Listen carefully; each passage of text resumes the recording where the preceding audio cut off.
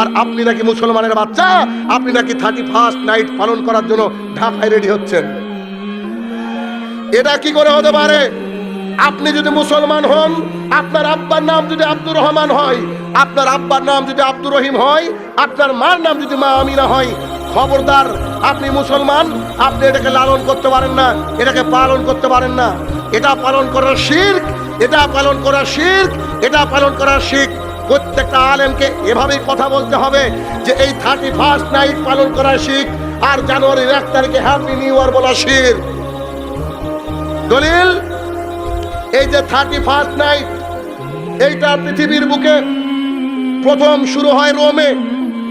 এই 31st night রোমের অগ্নি পূজকরা একটা দেবীর তারা পুজো করত, যার নাম হচ্ছে জানুস। ওই জানুস একটা দেবী, যার দুই দিকে দুটো মাথা।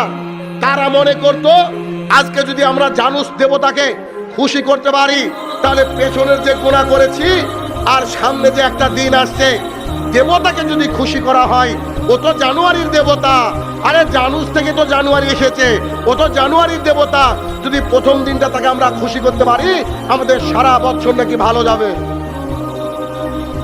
যারা আজকে হ্যাপি নিউ ইয়ার বলবে, যারা আজকে 31st নাইটকে পালন করবে, যারা একে অপরকে গ্রিটিংস বিনিময় করবে, যারা হোয়াটসঅ্যাপ, ফেসবুক, ইনস্টাগ্রামে এই রকমের মেসেজ সেন্ড করবে, তারা হচ্ছে জানুসের মূর্তি পূজক, তারা হচ্ছে জানুসের মূর্তি পূজক।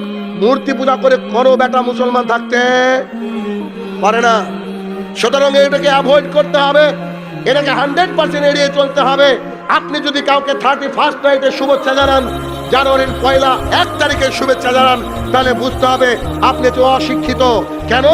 আপনি বলছেন আশহাদু আল্লা ইলাহা ইল্লাল্লাহ ওয়া আন্না মুহাম্মাদুর রাসূলুল্লাহ, আল্লাহ ছাড়া হক সত্য কোনো মাবুদ নেই, এবং মুহাম্মদ সাল্লাল্লাহু আলাইহি ওয়াসাল্লাম তার প্রেরিত বান্দা এবং রাসূল।